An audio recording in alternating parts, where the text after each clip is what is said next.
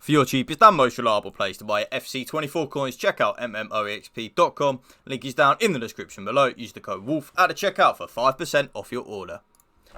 Yes then YouTube, we are back, but first of all, have a Merry Christmas on this Christmas Eve, and whatever you are doing, I hope you have a lovely Christmas. But first, the 4-1-2-1-2 narrow, I absolutely love it, have done ever since a huge gorilla made it popular in FIFA 16, and I have to say, it is without doubt the best attacking formation on EAFC 24, and probably has been on every single FIFA for the last 5 or 6 years. But before we get into custom tactics YouTube, drop this video a like for me, drop a comment down below, and if you can please hit that subscribe button to my channel, that would mean the world to me. So, balanced on the defensive style, 100% you are going to want to use that. Like I was saying though in a lot of my more recent videos, pressure on heavy touch was good.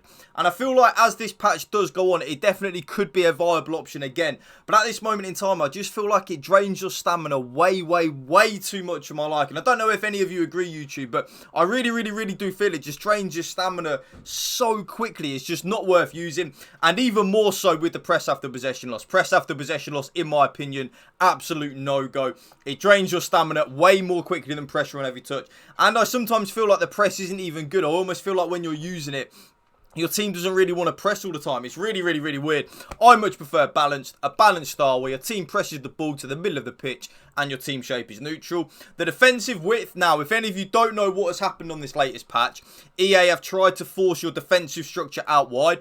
I feel like they have done this to try and stop the byline meta and the switches of play meta. In my opinion, that's the reason they've done it. And it does help with that. But at the same time, as a trade-off, you are more open in the middle of the pitch. So we need to go a little bit more narrow to try and be a little bit more defensively solid. So that's why I've gone down to 46 on the defensive width with the 4-1-2-1-2 narrow. A very random number, but my spreadsheet and my data back this up. When I am using 46 width, this is the least amount of goals I'm conceding when I'm using this width, and also the least amount of XG against us. So something is definitely working with that. Going a little bit more narrow, making us harder to break down, but also not going too narrow so that then my opponent can just abuse the byline meta. So that's why I'm using 46 width. The defensive depth, you are going to want to go up only to 55. Yes, 55 in the 4-1-2-1-2 narrow. The 4-1-2-1-2 narrow is an elite formation going forward. Like I've said, probably the best formation attacking wise on EAFC 24.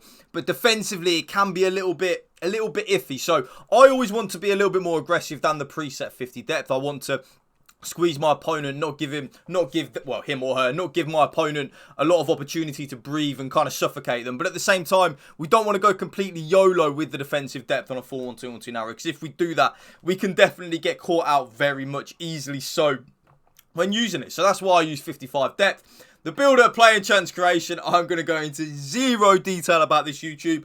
Of course, it is balanced and direct passing. Your absolute bread and butter on this fine Christmas Eve. Your absolute bread and butter. I absolutely love it, YouTube. I really do. Balance and direct passing. One thing I will say though, long ball and fast build up and direct passing, they are good. Definitely viable options in my opinion if you are looking for something a little bit different than the traditional balance and direct passing. But for me, of course, it is balance and direct passing.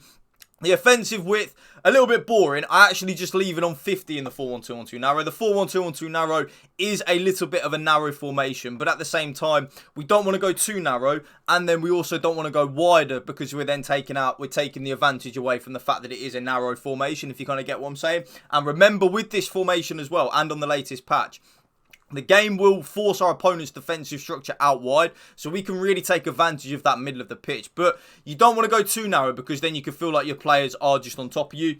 Players in the box, of course, is going to be 7. One thing I will say though, YouTube, and I will say this very loudly and proudly, if you are someone that does struggle defensively, I would take it down to 6 players in the box. You won't lose much of the attacking side of the game, but at the same time, it will give you just a little bit more defensive solidity. But for me, I always like to be very attack heavy with my custom tactics and my gameplay in EAFC 24 and FIFA. So I always go with 7 players in the box. The more players that we have in the box, the more likely we are to score a goal, 2 corners and 2 free kicks like so. Custom tactics done. The player instructions on the 4-1-2-1-2 narrow. I have had a big tweak. A big tweak on this. Okay, so to start things off, the traditional 2 strikers are both on stay central and getting behind. The stay central, of course, I want my strikers to do what it says on the tin. Stay in the central areas of the pitch. Even though you could maybe use a little bit of a balanced width and have your strikers drift a little bit wider in this because it is a 4-1-2-1-2 narrow formation, I don't like that. The way I look at that is I always want my strikers to stay within the width of the 18-yard box, because if they start moving about and all of that, it can kind of feel like we don't actually have any strikers. And when that happens, we're then not going to score any goals. So that's why I always have preferred having my strikers on that stay central. The getting behind as well, pretty obvious. I want my strikers to make forward runs in behind the defence. One thing I will say about that though, YouTube, I like having both of my strikers on getting behind. I know some of you won't like that. So if that is you, I would have the slower striker that you've got out of the two on mixed attack, so that you then don't have both strikers making runs in behind. But for me, I always like it when both my strikers are making runs in behind, because even if we then don't play the ball to our strikers, it then leaves a nice big bit of space here for our cam to operate in. And the cam is hands down, YouTube, the most important player in the 4-1-2-1-2 narrow. So because of that, you are going to want to have your striker on, your cam, on stay forward and get into the box for cross. The stay forward, I kind of miss having the 4-1-2-1-2 narrow where the cam plays like a cam. So when I have my cam on come back on defence and defending a 4-4-2, it is more defensively solid to do that. And it is 100%.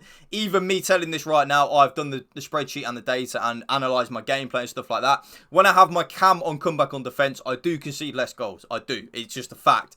But I kind of just like having the cam there. You know, I like having the cam so that when we get the ball, we have our cam right up there next to our two strikers just behind them. So key. It's actually really good for the counter-attacks and the attacking side of the game.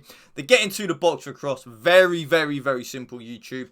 I want my cam to make runs into the penalty area in crossing situations. Remember what I said a lot in my videos. The more players that we have in the box, the more likely we are to score a goal and the more goals we will score. Now, the left centre mid and the right centre mid. If any of you did see my 4-3-1-2 YouTube, my custom tactics that I dropped yesterday, you will know why I'm doing this. So my left centre mid is on completely default settings, including cover centre, but then my right centre mid is then on getting to the box for cross and cover centre. And that right there is because I play with my right back on stay back while attacking, but then have my left back on join the attack and overlap. So if you think about it, as my left back is the one that's joining the attack and overlapping on the left hand side, I don't really need my left central midfielder to be getting into the box, because we have a little bit of width from that left back and it gives us a little bit of defensive cover for the left back bombing on.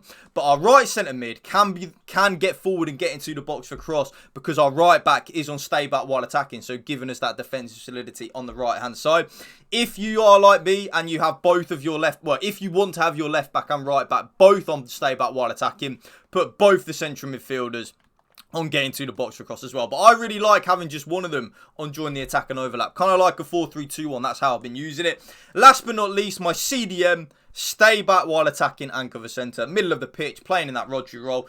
And then last but not least, my goalkeeper comes for crosses and sweeper keeper. And that right there is my brand new updated 4-1-2-1-2 custom tactics video for you. If you did enjoy this YouTube video, please drop it a like for me. Drop a comment down below. And if you can hit that subscribe button to my channel, that would mean the world to me. And also, last but not least, have a Merry Christmas. Peace out. One love.